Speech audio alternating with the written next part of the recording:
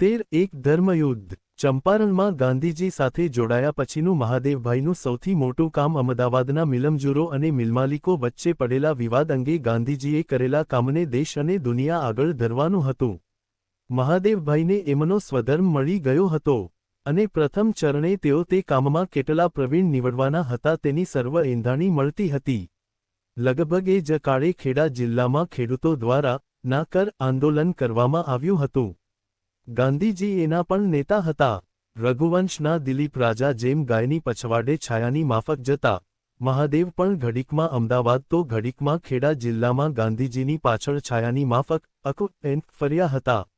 આટલી દોડાદોડ છતાં મહાદેવભાઈએ જે અહેવાલ આપ્યો તે એટલો સજીવ છે કે તે વાંચવાથી જાણે નજરોનજર જોતા હોઈએ એમ લાગે.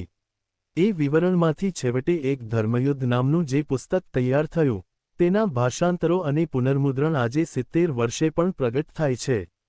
ઔદ્યોગિક ક્ષેત્રમાં 1918નો અમદાવાદનો આ કિસ્સો, જેને હવે પછી આપણે ધર્મયુદ્ધ જ કહીશું, તે એક ઇતિહાસ સર્જતી ઘટના હતી. જ્યારે હિન્દુસ્તાનમાં મજૂર આંદોલન જ્યાં અસ્તિત્વમાં હતું ત્યાં પણ તે હજી બાલ્યકાળમાં જ હતું, ત્યારે ગાંધીજીએ તેને સત્ય અને અહિંસાને આધારે ઊભું કર્યું અને એ જ નૈતિકને આધ્યાત્મિક મૂલ્યોને આધારે અમદાવાદમાં મજૂર મહાજન જેવી સંસ્થા બની, જે એની વિવિધ સમાજોપયોગી પ્રવૃત્તિઓને લીધે તે ટાણે નવા ચીલા પાડનાર સંસ્થા હતી અને આજે પણ આ પ્રશ્નમાં રસ લેનારા સર્વ માટે એક નમૂનો પૂરો પાડે તેવી છે. સૌથી મહત્વની વાત તો એમાંથી માલિક મજૂરોના વિવાદોને હલ કરવાની, લવાદ નિમીને એની મારફત નિર્ણય કરાવી, લવાદનો ચુકાદો બંને પક્ષોને મંજૂર થાય એવી જે પરંપરા પડી એ હતી.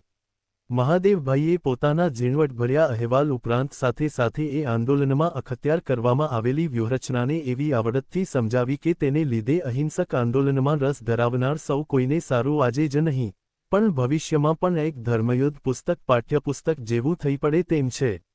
પુસ્તકની બીજી આવૃત્તિની 1.5 પાના કરતાં પણ ટૂંકી પ્રસ્તાવનામાં મહાદેવભાઈ આવા 2 અમૂલ્ય પાઠ વાચકને અનાયાસ જ આપી દે છે. 1. મૂડી જેમ ધન છે તેમ મહેનત પણ ધન છે, બલકે વધારે અમૂલ્યું ધન છે. મિલ એ બંને ધનવાળાઓની સહિયારી માલિકીની જ હોઈ શકે. સહિયારી માલિકી મેળવવાની શક્તિ મજૂરોએ જ્યારે મેળવી હશે ત્યારે કદાચ માલિકો મજૂરો પાસે માલિકી મેળવવા હડતાળ ન કરાવે, પણ પોતાની મેળે જ એમને ભાઈ કહીને ભેટશે અને તેમને ભાગીદાર બનાવશે. અને આટલા વિધાનને અંતે મહાદેવભાઈ માર્ગદર્શન આપે છે. અહિંસા જેવા અદ્ભુત ફળ માટે ધીરજ જોઈએ, સંયમ જોઈએ, શિસ્ત જોઈએ, સંઘશક્તિ જોઈએ, સંઘનિષ્ઠા જોઈએ. 1. આ પ્રસંગની પાછળ સત્યાગ્રહ આશ્રમનું તપ છે. તેથી સહજ રીતે જ મહાદેવભાઈએ આશ્રમમાં ગવાતી સવારની પ્રાર્થનામાંથી લીધેલા એક શ્લોકાર અને ગાંધીજીના પ્રિય ભજન વૈષ્ણવજન તો તેને કહીએ જે પીડ પરાઈ જાણે રે થી પુસ્તકનો પ્રારંભ કરે છે અને સમજાવે છે કે આ બંને વચનો જેટલા સાદા છે તેટલા જ ગંભીર છે. એમાં મમત્વ કે અભિમાનનો અંશ નથી રહેલો, પ્રવૃત્તિ માત્ર એક ઇષ્ટ પ્રવાહમાં જ વહે તેવી તીવ્ર વાંચના જ એમાં રહેલી છે. આ શ્લોક અને ભજન પર તો અનેક ટીકા ટિપ્પણીઓ લખાઈ છે. ગાંધીજીએ વૈષ્ણવજન ભજનને ચલણી બનાવેલું ત્યાર પછી એ જ મથાળા હેઠળ એકથી વધારે પુસ્તકો લખાયા છે. પણ મહાદેવભાઈ આ 2 ઉદાહરણો સાથે ટાંકીને એનું જે વિવેચન કરે છે તેમાં મહાદેવભાઈના જીવને હજી થોડા જ માસ પહેલાં લીધેલ એક મહાન વળાંકનું સૂચન નથી આવી જતું. એમનો નિર્ભિમાની, નમ્ર સ્વભાવ, પારકાની પીડા જોઈને દ્રવી જાય તેવું તેમનું હૃદય એમને ઇષ્ટ પ્રવાહમાં પ્રવાહિત કરી રહ્યું છે, એનું સહજ સ્મરણ વાચકને પુસ્તક ઉઘાડતાની સાથે થઈ જાય છે. પણ મહાદેવભાઈને પોતાની વાત કહેવામાં રસ નથી, એમને તો ગાંધીજીને છતા કરવામાં રસ છે. તેથી જ એના પછીના વાક્યોમાં તેઓ એક એવો સિદ્ધાંત કહી દે છે, જે ગાંધીજીના ગયા પછી સત્યાગ્રહને નામે યોજનાપૂર્વક કરવામાં આવતા ત્રાગાને પડકારે છે. મહાદેવભાઈ કહે છે, માટે જ ખરા સત્યાગ્રહીએ પોતાના આચારસૂત્રો બનાવેલા છે. મમત્વ કે અભિમાનથી તે સત્યાગ્રહનું ક્ષેત્ર શોધવા નથી જતો, સત્યાગ્રહના વિષયો આપોઆપ જ તેને મળી રહે છે અને સત્યાગ્રહીને તે હાથ ધર્યા વિના ચાલતું જ નથી. 2. પ્રવાહપતિત જે પરિસ્થિતિ સામે આવે તેનો સત્ય અહિંસાને સુકાન બનાવી સામનો કરવો, અને એટલી જ મહત્વની બીજી વાત એ કે આવેલી પરિસ્થિતિનો સત્યાગ્રહી મુકાબલો જ કરે, એનાથી છટકી જવા પ્રયત્ન ન કરે. ગાંધીજીની પ્રવૃત્તિનું વર્ણન કરતાં કરતાં મહાદેવભાઈ અમદાવાદમાં ઔદ્યોગિક ક્ષેત્રના તે કાળના કોયડાનો ઇતિહાસ પણ કહી દે છે. 1917માં પ્લેગ હતો ત્યારે સાળખાતાવાળા મજૂરોને તેઓ કામ પર ચાલુ રહે એટલા સારું પ્રલોભન તરીકે પ્લેગ બોનસ આપવામાં આવ્યું. એ મહામારીનો ભય ટળ્યો ત્યાં સુધીમાં મોંઘવારી એટલી જાલિમ વધી કે જીવનજરૂરિયાતની પ્રાથમિક ચીજવસ્તુઓના ભાવો બમણાથી ચોગણા થઈ ગયા હતા. માલિકો આ બોનસ એકાએક બંધ કરવાનો વિચાર કરતા હતા તેથી મજૂરોમાં ખળભળાટ જાગ્યો હતો. તેમણે મિલમાલિકોના નેતા અંબાલાલ સારાભાઈના મોટા બહેન મજૂરનેત્રી અનસુયાબહેનને કહ્યું કે મોંઘવારી ઓછામાં ઓછી પગારના 50% જેટલી તો મળવી જ જોઈએ. માલિકો તેમ ન કરતાં બોનસ ખતમ કરવા માગતા હતા. પરિસ્થિતિની ગંભીરતા જોઈ અમદાવાદના દિલસોચ કલેક્ટર મી. ચેટફિલ્ડ સાહેબે એક પત્ર દ્વારા ગાંધીજીને મળવા બોલાવ્યા. તે પહેલાં અંબાલાલભાઈ પોતાની વાત ગાંધીજીને સમજાવી ચૂક્યા હતા અને ગાંધીજીને વચ્ચે પડવાની વિનંતી કરી ચૂક્યા હતા. મજૂર નેતાઓ તો ગાંધીજી આ પ્રશ્નમાં રસ લે એમ ઈચ્છતા જ હતા, તેથી ગાંધીજી આ પ્રશ્નમાં ઊંડા ઉતરે છે. બંને પક્ષોની વાત સમજી લે છે. બંને પક્ષોને આ પ્રશ્ન લવાદને સોંપવાનું ગાંધીજી સમજાવે છે. બેઉ પક્ષે 3 જણ રહે અને સરપંચ કલેક્ટર સાહેબ બને એમ ઠરે છે. પછી ગાંધીજી ખેડા જાય છે. અહીં અમદાવાદમાં કાનિક ગેરસમજૂતીને કારણે કેટલીક મિલોમાં હડતાળ પડે છે.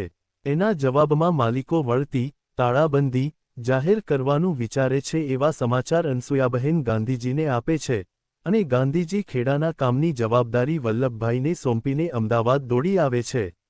સાથે મહાદેવ ખરાસ તો મહાદેવ કહે છે કે ગાંધીજીએ જોયું કે પંચનિમાયા પછી મજૂરોએ લીધેલું આ પગલું ગેરવાજબી હતું. તરત તેમણે મિલમાલિકોને બનેલી બાબત ખાતર પોતાની દિલગીરી પ્રગટ કરી અને મજૂરો ભૂલ સુધારી લેવાને તૈયાર હતા એમ તેઓને જાહેર કર્યું. પોતાની તરફે ટિપ્પણી કરતા મહાદેવભાઈ કહે છે કે આ પ્રસંગે એટલું કહી દેવું જોઈએ કે મિલમાલિકોની પણ આમાં કાંઈ કસૂર થઈ ન હતી એમ નહીં, પણ ગાંધીજીએ પોતાના પક્ષની તેઓ મજૂરો તરફે નિમાયેલા પંચ પૈકી એક હતા કસૂરને જ મહત્વ આપ્યું અને તે સુધારી લેવાની તત્પરતા બતાવી. 3 માલિકોને એ વાત ગળે ન ઉતરી.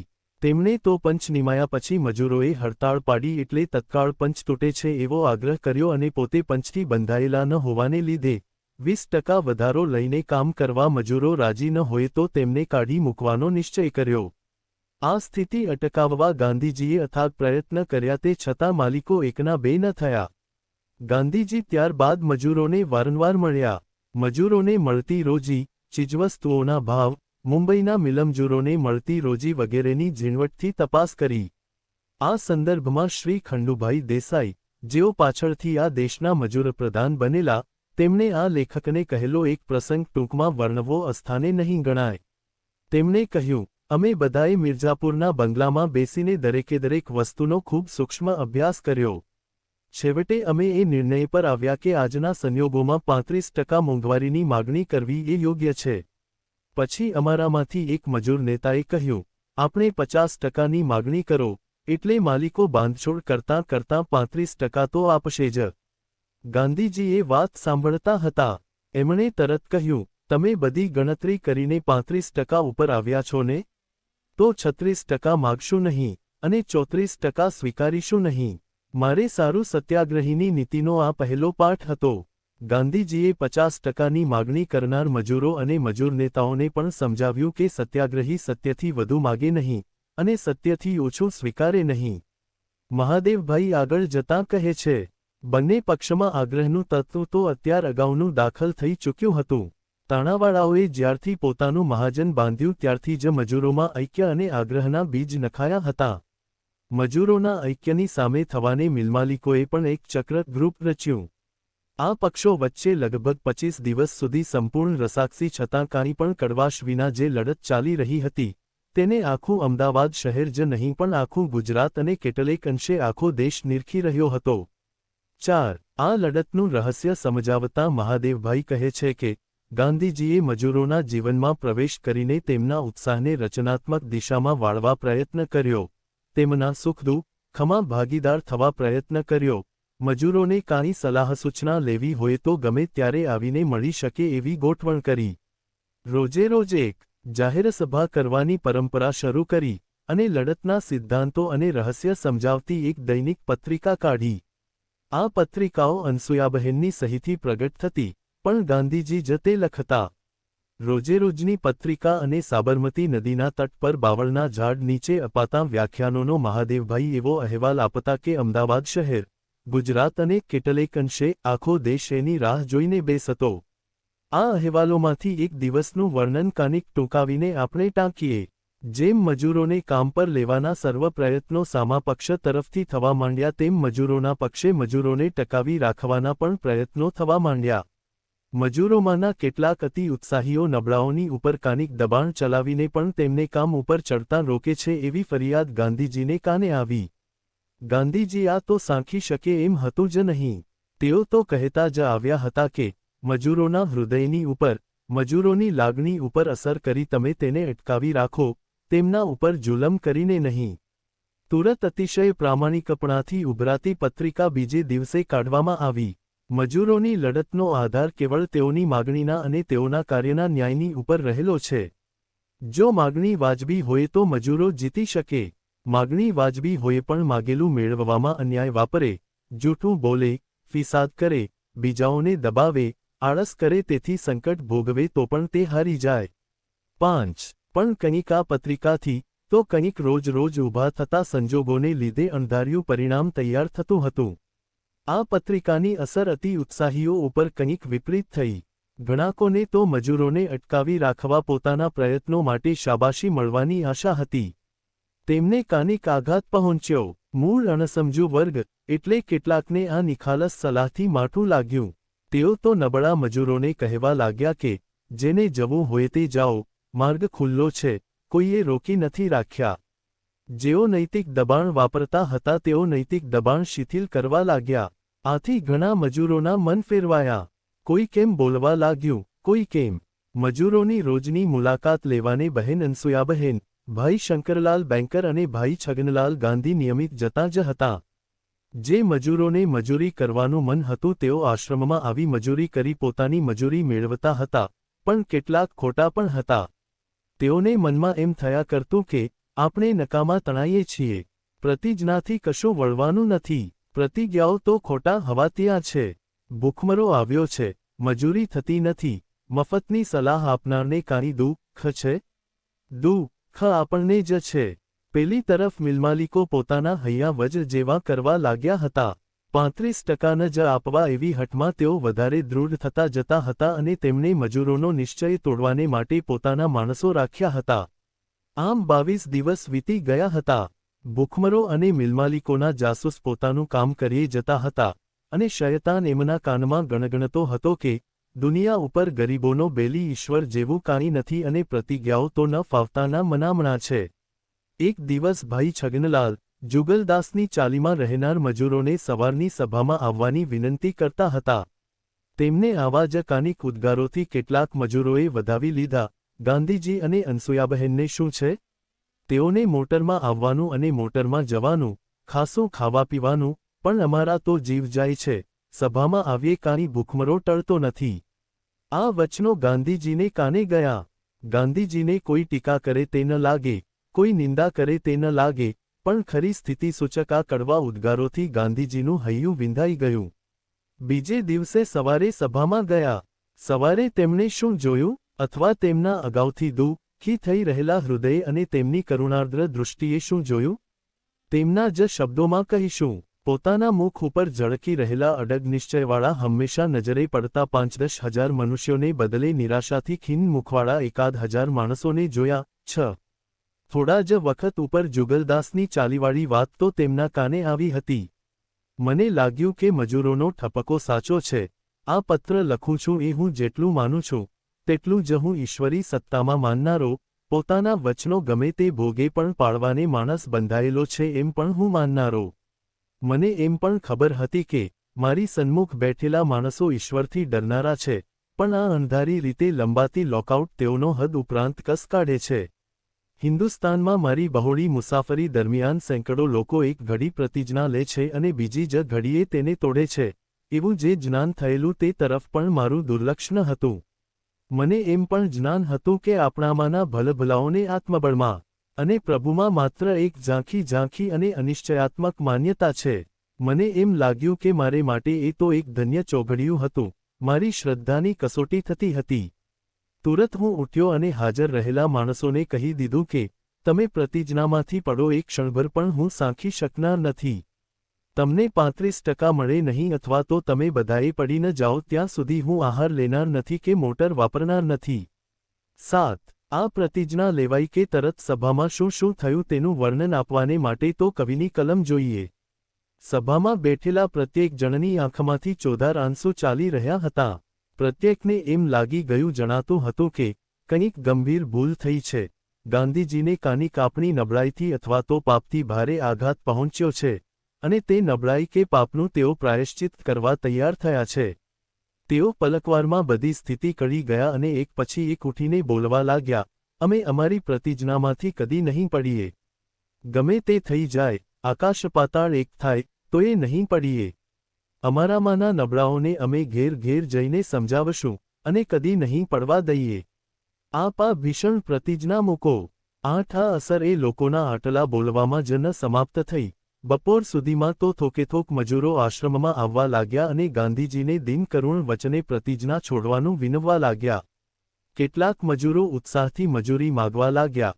કેટલાકે મફત મજૂરી કરીને પોતાની મજૂરીના પૈસા, જે મજૂરી ન કરતા હોય અથવા ન કરી શકતા હોય તેને આપી દેવાને તૈયાર થયા.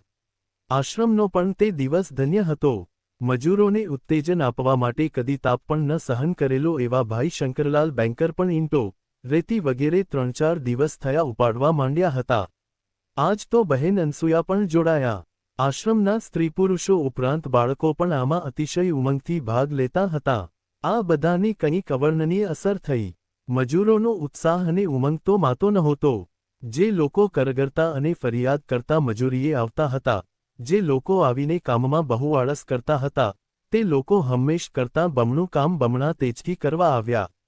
મહાદેવભાઈ આગળ જણાવે છે કે એક બાજુએ જ્યારે આ ભાગ ભજવાઈ રહ્યો હતો, ત્યારે બીજી બાજુએ ગાંધીજીની સમક્ષ સંકડો મજૂરો, જુગલદાસની ચાલીવાળાઓ, જેમણે ગાંધીજીને મહેણું માર્યું હતું તેમને લઈને પોતાનો પશ્ચાતાપ જાહેર કરવા તથા ગાંધીજીની પ્રતિજ્ઞા છોડાવવા મથી રહ્યા હતા. મહિનાના મહિના હડતાળ ચાલે તોય અમે ના પડીએ. મિલ તજીને ગમે તે ધંધો કરીશું, મજૂરી કરીશું, ભીખ માગીશું, પણ પ્રતિજ્ઞા નહીં તોડીએ, એવી બધા ખાતરી આપવા લાગ્યા. કેટલાકની તો લાગણી એટલી બધી ઉશ્કેરાયેલી હતી કે તેઓએ ગાંધીજીને કહી દીધું કે અનસુયાબહેન, જેમણે પણ તે જ સભામાં નિરાહાર રહેવાની પ્રતિજ્ઞા લીધી હતી, તેઓ જે પ્રતિજ્ઞા પાછી ન ખેંચે તો અમે કાંઈ નવું જૂનું કરીશું. એક જણ તો પોતાની કેડમાં જમૈયો ખોસીને આવેલો હતો. તેણે આત્મહત્યા કરવાની ધમકી આપી. આ મધુરી કરુણાજનક તકરાર એટલી તો લંબાઈ કે અનસુયાબહેનને તો આહાર લેવાનું કબૂલ કરવાની ફરજ પડી. અંતે સાંજની સભા વિશે મહાદેવભાઈ કહે છે, સાંજે 5 વાગ્યે મજૂરોની સભા બોલાવવામાં આવી હતી. આજની પત્રિકા મજૂરી વિશે હતી. મજૂરીના મહત્વ વિશે, મજૂરીની પવિત્રતા વિશે આટલું સરળ અને સોનસરું હૃદયમાં પહોંચી જાય એવું ગુજરાતી ભાષામાં આ પ્રથમ જ લખાણ છે. 9 પછી મહાદેવભાઈ એ પત્રિકાનો થોડો ભાગ ટાંકે છે અને સાંજની સભાના ગાંધીજીના ભાષણનો ભાગ ટાંકે છે. પછી થયેલા વિસ્તારને ધ્યાનમાં રાખીને કહે છે, ઉપર ટાંકેલા ઉદ્ગારોમાં ગાંધીજીએ પ્રતિજ્ઞા લેવાનું તાત્વિક રહસ્ય અને પોતે લીધેલી પ્રતિજ્ઞાથી ઉત્પન્ન થયેલી સ્થિતિ એટલી તો જિજ્ઞાસા, ટીકા અને ચર્ચાનો વિષય થઈ પડી હતી કે તે વિશે કંઈ પણ કહેતા પહેલાં ગાંધીજીના પોતાના જ ઉદ્ગારો એ સંબંધે જુદે પ્રસંગે કેવા નીકળ્યા છે તે જાણવાની જરૂર છે. આટલું કહી મહાદેવભાઈ ગાંધીજીના ભાષણમાંથી બીજા 2 ઉતારા આપી, વળી તે ઉતારાઓમાંએ અમુક અંશોને નાગરી લિપિમાં છપાવી એની ઉપર વિશેષ ભાર મૂકે છે. છેવટે તેઓ વિવાદાસ્પદ મુદ્દાઓ લઈને તે અંગેની ગાંધીદૃષ્ટિ સમજાવવાનું ભાષ્યકારનું દુષ્કર કાર્ય કરે છે. આટલું જોઈ લીધા પછી પ્રતિજ્ઞા સંબંધે થયેલી લોકચર્ચા વિચારીએ. હિન્દુસ્તાને હજુ સુધી લોકનેતાઓને ઉપવાસની પ્રતિજ્ઞા લેવા જેવા પ્રયોગો લોકસેવાર્થ કરતા જોયા ન હતા. પણ મનુષ્યના અધ-પાતને પ્રસંગે ભીષણ પ્રતિજ્ઞાઓ તેને ટકાવી રાખી શકે એ તો ગાંધીજીનો એક સિદ્ધાંત છે, અને એ સિદ્ધાંત દક્ષિણ આફ્રિકામાં એમણે ઘણીવાર અમલમાં પણ મૂક્યો હતો. અહીંના લોકોને એ કેવળ નવો જ પ્રયોગ લાગ્યો. ગાંધીજી અવિવેક ન કરે એવું માનનારા કેટલાક એમ પણ માનવા લાગ્યા હતા કે ગાંધીજીએ અકળાઈને મિલમાલિકોને દબાવવા ફિતૂર કર્યું છે. પ્રો. આનંદશંકર ધ્રુવે પહેલે જ દિવસે આવીને પ્રશ્ન પૂછેલો, આ ઉગ્ર નિશ્ચય કર્યો છે તે આખા જીવનમાં વણાયેલા સૂત્રને અનુસરીને જ થયો હશે એમ હું જાણું છું. પણ તે શાક થયો છે તે જાણવા ઈચ્છું છું. આ પછી પ્રતિજ્ઞા ના આધ્યાત્મિક રહસ્ય ઉપર જે ચર્ચા ચાલી તેમાં અહીં ઉતરવાનો ઈરાદો નથી. અહીં એટલું જ કહેવું બસ થશે કે આખી ચર્ચા દરમિયાન પ્રો. આનંદશંકરનું કહેવું એવું હતું કે આવી પ્રતિજ્ઞાથી ઘડીકવાર મનુષ્યનું બાહ્ય વર્તન બદલાય, પણ મનુષ્યનું અંતર બદલાતું નથી. ગાંધીજી ખૂબ સમજાવવા મથતા હતા, પણ પ્રો. આનંદશંકરને ખાતરી નહોતી થતી જણાતી. મિલમજૂરોનો પ્રશ્ન જે અત્યાર સુધી સંકુચિત હતો તે હવે વિસ્તૃત થયો. તેમાં ગાંધીજીએ ભીષણ પ્રતિજ્ઞા લીધેલી હોઈ અત્યાર સુધી જે ગૃહસ્થો તટસ્થ હતા તેઓને પણ પોતાનું તાટસ્થ્ય તજવું પડ્યું. પ્રો. આનંદશંકરનો સંબંધ આ બાબતમાં આવી રીતે શરૂ થયો. બહારના, હિન્દુસ્તાનના જુદા જુદા ભાગના લોકનેતાઓને પણ બહુ ચિંતા થવા લાગી અને કેમે કરી આ તકરારનો નિવેડો આવે તો સારું એમ સૌને થવા લાગ્યું. મિલમાલિકોને પણ કાંઈ અસર થઈ ન હતી એમ નહીં.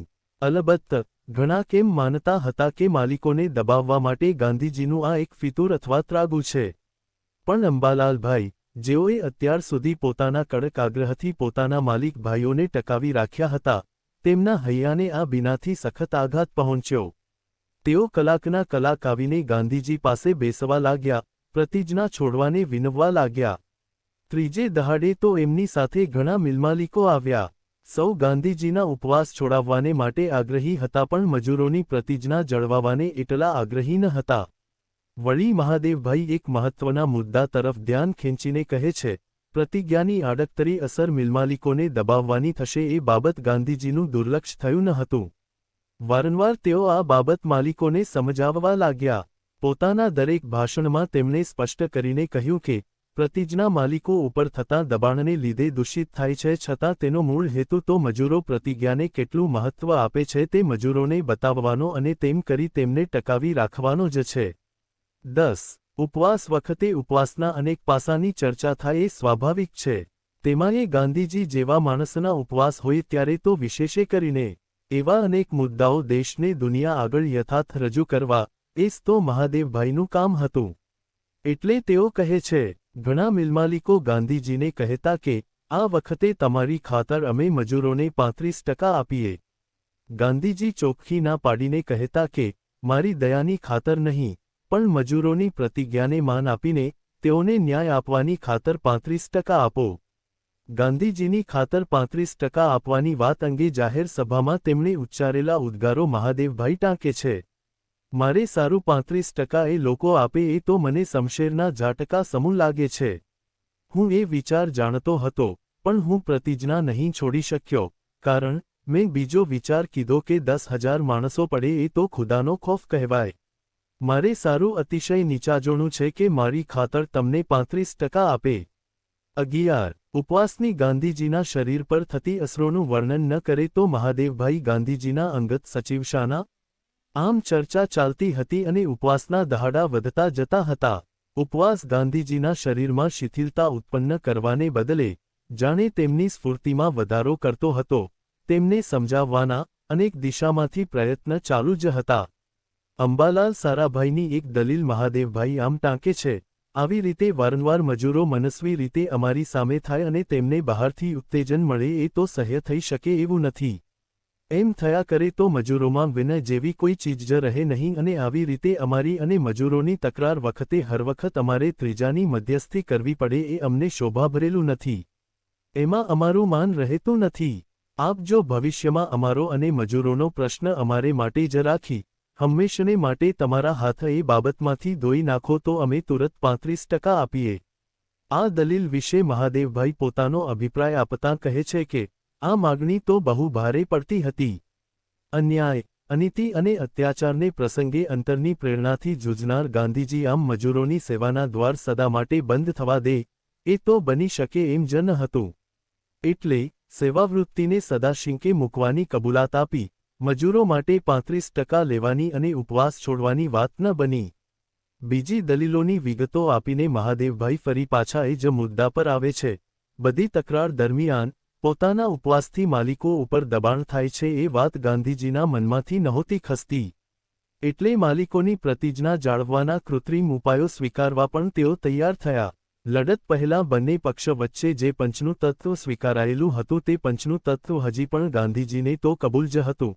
મજૂરોની પ્રતિજ્ઞાનો અર્થ જળવાય તો પછી પંચ કહે તે મજૂરો કબૂલ રાખશે, એમ ગાંધીજીએ સ્વીકારી લીધું. આથી સમાધાનનો મોટો રસ્તો નીકળ્યો.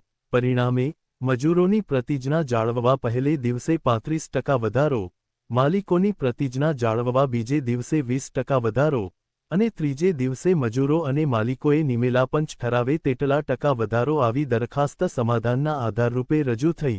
પંચને તપાસ કરવા સારું પૂરતી મુદત મળવી જોઈએ એમ સ્વીકારાયું અને આ મુદત 3 મહિનાની હોવી જોઈએ એમ પણ બંને પક્ષ વચ્ચે ઠર્યું. વચગાળાના સમયમાં 27% વધારો મળે એમ ઠર્યું. 12. પંચ તરીકે જેમણે ઉપવાસ વખતે એ ઉપવાસના વાજબીપણા વિશે શંકા ઉઠાવેલી તેવા પ્રો. આનંદશંકરભાઈનું નામ આવ્યું. એમની પ્રામાણિકતામાં વિશ્વાસ ધરાવનાર ગાંધીજીએ તે તરત સ્વીકાર્યું. તે વિશે મહાદેવભાઈ કહે છે, આ તકરારમાં ઉપવાસની પ્રતિજ્ઞાના દિવસથી સક્રિય રસ લેનાર પ્રો. આનંદશંકરને માથે આ જવાબદારી વાજબી રીતે જ આવી પડી અને એમણે પ્રસન્ન મને સ્વીકારી. ગાંધીજીને મજૂરોની માગણી સાચી લાગતી હતી. માલિકો પોતાની પ્રતિજ્ઞાની વાત કરતા હતા તેમાં રાજા પ્રજાને રંજાડીને વધુ કરવેરા નાખે અને પછી કહે કે આ મારી પ્રતિજ્ઞા છે, એના જેવું લાગતું હતું. પણ પોતાના ઉપવાસનું દબાણ થોડે ઘણે અંશે પણ માલિકો ઉપર પડ્યું છે એ વાત એમની અહિંસાને ખૂંચતી હતી. તેથી તેમના શબ્દો મહાદેવભાઈ મજૂરોની સભામાં સમાધાન પહેલાં આપેલા ભાષણમાં આમ ટાંકે છે, બંનેની પ્રતિજ્ઞા મેં વિચારી, મારો રોજો વચ્ચે આડો આવ્યો. હું એમય લોકોને નહીં કહી શકું કે હું માગું તે જ આપશો તો હું મારો ઉપવાસ તોડું. આ તો મારી નામર્દી કહેવાય. સમાધાનથી સર્વ પક્ષોને હર્ષ થયો એની મહાદેવભાઈ નોંધ કરે છે. તેમાં કમિશનર મી. પ્રેટે દર્શાવેલી ખુશીને થોડી વિગતવાર ટાંકે છે. ગાંધીજીએ પોતાનો હર્ષ પ્રગટ કર્યો તેમાં મુખ્ય વાત એ હતી કે આખી લડતમાં વૈરભાવ કે ખટાશ ખૂબ ઓછી હતી. આ 22 દિવસના સંઘર્ષ દરમિયાન જે ટીકાઓ ખાસ કરીને ગાંધીજીના અનશનને લીધે થઈ હતી તેનો વિગતવાર ઉત્તર આપવામાં મહાદેવભાઈ ઝાઝુ પડ્યા નથી. એમને જીભાજોડીમાં રસ નહોતો. એમને રસ આ બાબતમાં ગાંધીજી શું કહે છે તે દુનિયા આગળ પહોંચાડવામાં હતો. તેથી તેઓ કહે છે કે આ ટીકાના ઔચિત્ય અનૌચિત્યમાં ઉતરવાનો અહીં ઈરાદો નથી. ગાંધીજીએ પોતે એ બંને બાબત પોતાના આત્માની કેવી આકરી પરીક્ષા કીધી છે તે આ ટીકા કરનારાઓને જણાવી લેવું અસ્થાને નહીં ગણાય. અંબાલાલ સારાભાઈને લખેલા એક પત્રમાંથી કેટલાક ભાગો ટાંકી મહાદેવભાઈ ગાંધીજીના આત્મપરીક્ષણની વાત સમજાવે છે કે મને જમાડવાની ઈચ્છા કરતાં આપની ન્યાયવૃત્તિને વધારે માન આપજો. મજૂરોને ન્યાયથી મળશે તે વધારે પચશે. 13 સમાધાનીને દિવસે સવારની સભાના ભાષણનું ટાંચણ, હું જે તમારે માટે લાવ્યો છું તે આપણી પ્રતિજ્ઞાનો અક્ષર પાળવા માટે બસ થશે, આત્મા માટે નહીં.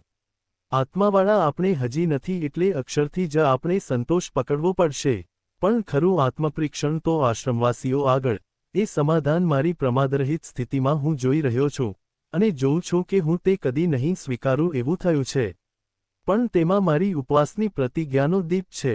જેમ તે પ્રતિજ્ઞા અત્યંત ગુણોથી ભરેલી છે તેમ તેમાં દોષો પણ ઘણા છે.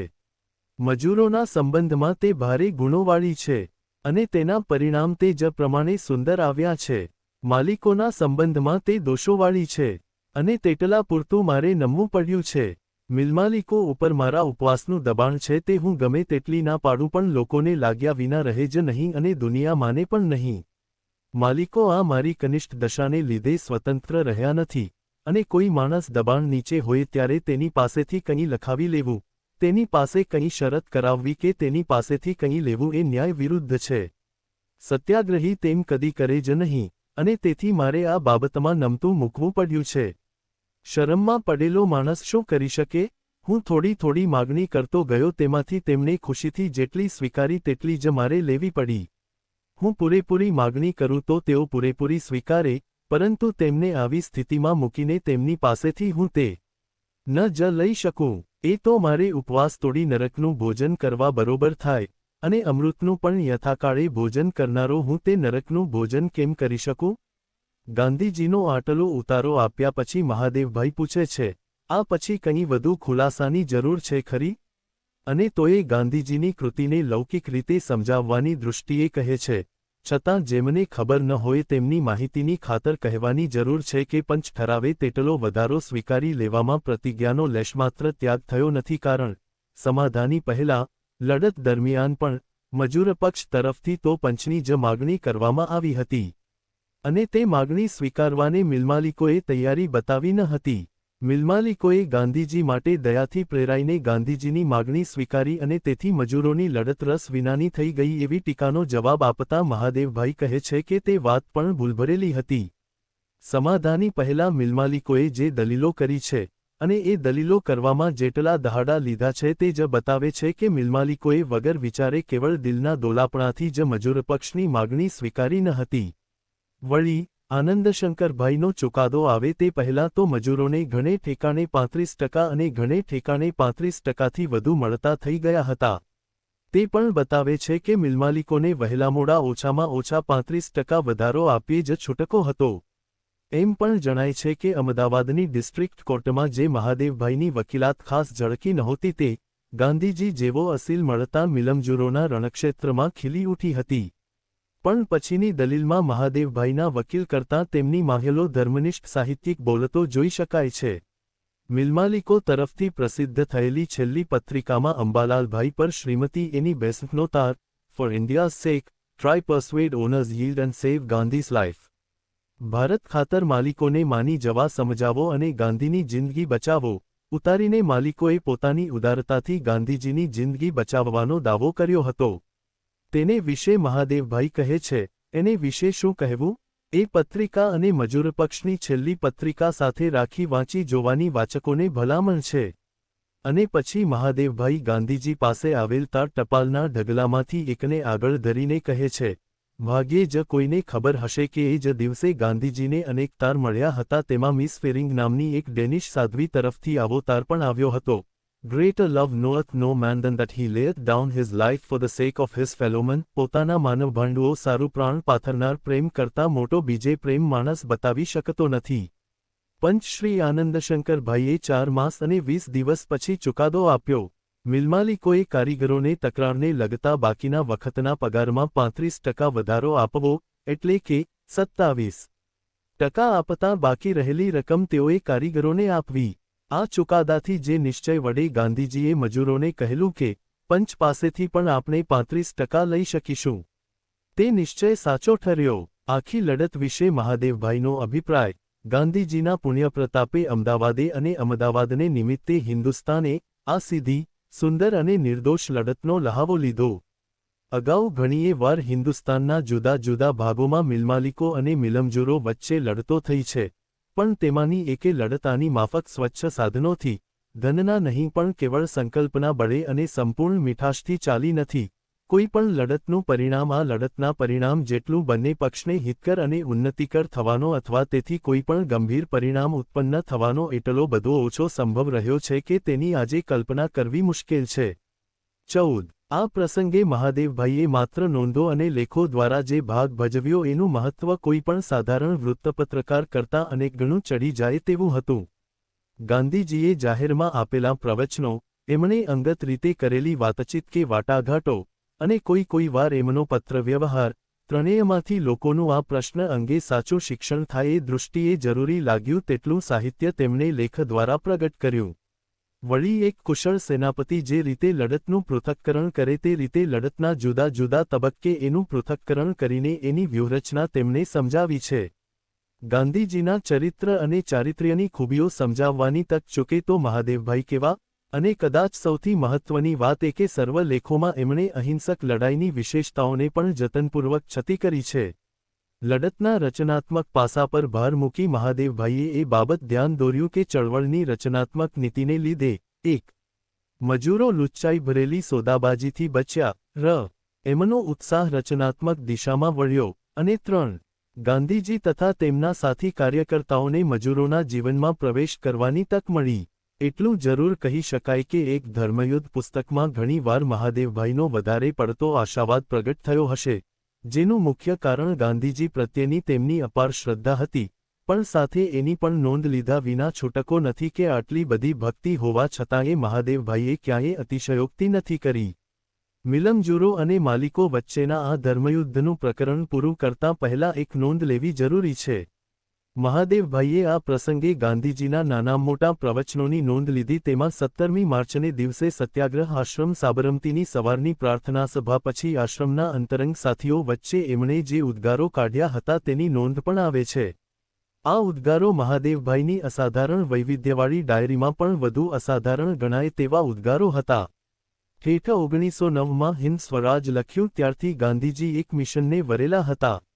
પોતાની વ્યાખ્યા મુજબ જે સાચી ભારતીય સભ્યતા હતી અને જે એમની કલ્પના મુજબના હિન્દુસ્તાનના આત્માને ઓળખીને તેને હિન્દમાં પ્રસ્થાપિત કરવા હિન્દ સ્વરાજના છેલ્લા ફકરામાં તેમણે પોતાનું જીવન સમર્પણ કર્યું હતું, તે સભ્યતા ત્યારબાદના બધા વર્ષોમાં ગાંધીજીના જીવનનો ધ્રુવતારક બની રહી હતી. એને યાદ કરીને ગાંધીજીએ પોતાના અંતરંગ સાથીઓ આગળ દેશના બે પૂજ્ય નેતાઓને એ ભારતની સભ્યતાની કસોટીએ કસ્યા છે. મજૂરોની પ્રતિજ્ઞા અને તેમની શ્રદ્ધામાં ગાંધીજીને ભારતનો આત્મા દેખાય છે. તેઓ કહે છે, 20 દિવસ થયા હું 10,000 મજૂરો સાથે ભળું છું. તેમણે મારી સમક્ષ ખુદા કે ઈશ્વરને દરમિયાન રાખી પ્રતિજ્ઞા લીધી. તે વખતે તેમણે ઉત્સાહથી લીધી. એ લોકો ગમે તેવા હોય, પરંતુ તેઓ એમ તો માનનારા છે જ કે ખુદા અથવા ઈશ્વર છે. તેમણે એમ ધારેલું કે આપણે 20 દિવસ પ્રતિજ્ઞા પાડી એટલે ખુદા આપણને મદદ કરે જ. પરંતુ ખુદાએ આટલી વારમાં મદદ ન કરી અને તેમની વધુ કસોટી કરી. તે વખતે તેમની આસ્થા નબળી પડી ગઈ. તેમને એમ લાગ્યું કે આટલા દિવસ આ એક માણસના કહેવા ઉપર ભરોસો રાખી આપણે દુઃખ વેઠ્યું પરંતુ આપણને કંઈ ન મળ્યું. આ માણસનું કહેવું ન માન્યું હોત અને તોફાને ચડ્યા હોત તો 35% તો શું પરંતુ તેથી વધારે ટકા આપણને થોડા વખતમાં મળી જાત. આ તેમના મનનું પૃથક્કરણ છે. હું આ સ્થિતિ સહન ન જ કરી શકું. મારી સમક્ષ લેવાયેલી પ્રતિજ્ઞા આમ સહેજમાં તોડાય અને ઈશ્વર ઉપરની શ્રદ્ધા ઓછી થાય તે તો ધર્મનો લોભ જ થયો કહેવાય.